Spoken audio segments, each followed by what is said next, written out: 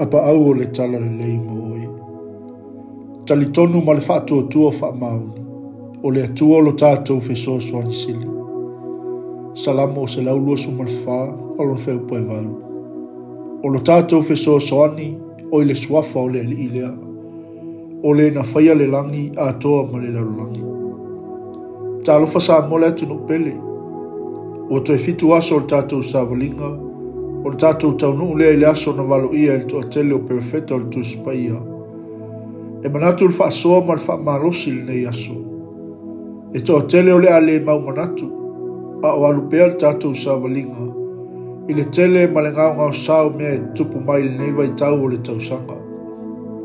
E whai o le loto i whale o ainga, nuu maafi o anga, ai o le tangata taito atasi mana lava fuafuanga.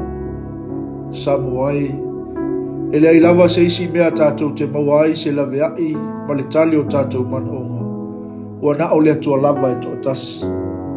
O ia o le fesoasoani sili mo i tātou, i taimi e la ai le tātou whaatau. A wao le atua na te sila fia mea uma.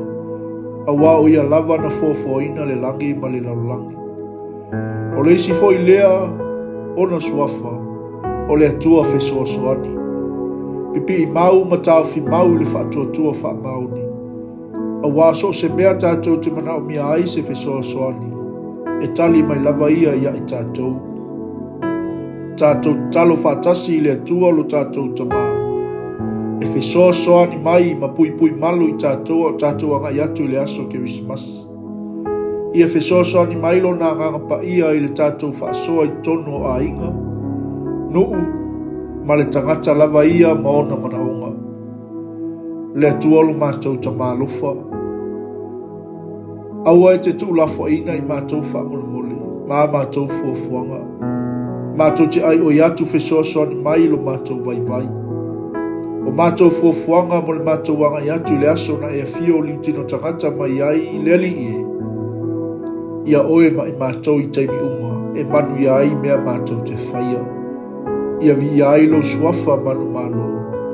Ona o lo walo pele, le pepe o ki wisimasi, e ala tuai le mātou te talo. Amene ma amene. Manuia, faiva, ma lava singa o le nei aso.